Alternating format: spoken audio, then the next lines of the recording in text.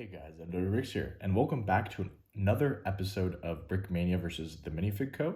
It's actually been quite a while since I've filmed one of these, so I'm kind of, I'm excited to get back into the swing of things with the series. There just, there hasn't been a lot of stuff that I've wanted to compare, I guess, review in relation to that has come out from the two companies just in recent times.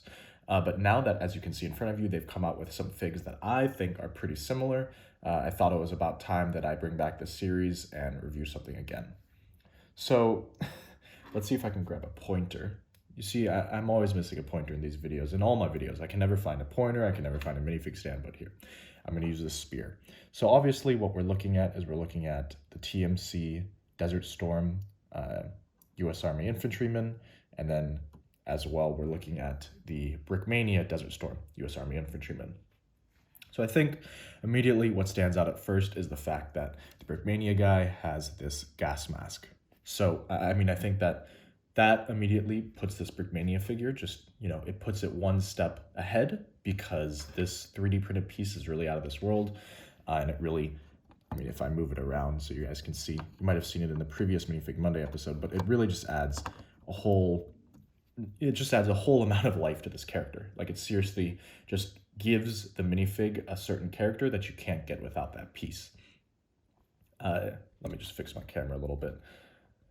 What I will say, though, is that I think that it's a little disappointing that Brickmania only included a black helmet, or not a black helmet, a black head below the printed helmet, and didn't include kind of like, a face that you could use instead if you wanted to take off the gas mask, because, the dude isn't going to take off his gas mask and have an entirely black face. Like, jet black, no eyes, no mouth. That makes no sense, right? So I think that is where the fact that you can get, a bunch of different faces from the Minifig code to put on your minifigs, that's where TMC really gets its edge, is kind of in that customizable nature of a lot of their minifigs, since most of them come out as bodies. I think that Brickmania, since they release their minifigs usually as full minifigs, other than some very limited and kind of, I would say, lower quality printed stuff, it makes it so that the customizability of your minifigs is a lot less.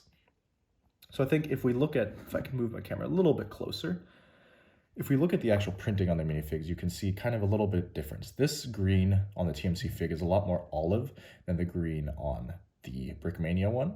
And I think that what you can see is that the lines on the TMC one are a lot sharper than the Brickmania one. And people can correct me if I'm wrong, but I'm almost positive that in designers' desks and in kind of like minifig review videos, Lando has said that he likes to create the thicker lines because it's more in style with traditional Lego pieces. Now, if that's right or wrong, I don't know. I'm not going to be the judge on that, but all I'm going to say is that I actually prefer these thin lines on the TMC figures just because I think that it gives it a more realistic look. So, as you can see, they have quite similar outfits on the front. I think the biggest difference is, of course, those colors, the sharpness of the lines, and then also this belt buckle you see in the middle. It's kind of a different design. This one on the Brickmania one is very small, but then you look at this TMC one and it's actually quite a large buckle. So if someone knows the uniforms from this time period and knows which one is more accurate, go ahead and comment down below and let me know. But from my point of view, that is a difference. Now, if we switch them around to the back, I believe that there are some differences in terms of the loadouts on the back. So what you can see is that the one on the left, he has 2 canteens on the Brickmania minifig. So I don't know whether that's correct necessarily. Maybe someone knows. But on the TMC figure, you see he has 1 canteen and then he has a flashlight and an extra pouch. So other than that, they both have this middle knapsack along with kind of this Y-strap type contraption. So, all in all, that part is relatively similar. But, the double canteens versus no double canteens, that is a difference in terms of what's actually on the minifigure. And then I think really the kind of last piece that you can compare on these guys is the helmets and kind of just the general chocolate chip camo. So kind of going with that theme of thicker lines, I think that what you see on the Brickmania figure is that the camo looks slightly bulkier, I guess if that's the right way to put it. And just generally larger and wider. Whereas the TMC one, as you can see, I think that a lot of the accenting looks a lot more fine and just smaller in general, if that's the right way to put it. And I think that at the end of the day, this kind of comes down to personal preference. I've already stated what I prefer, but I think that, you can go for thicker lines on the left, or you can go for kind of thinner and smaller lines on the right. This is really just a preference thing.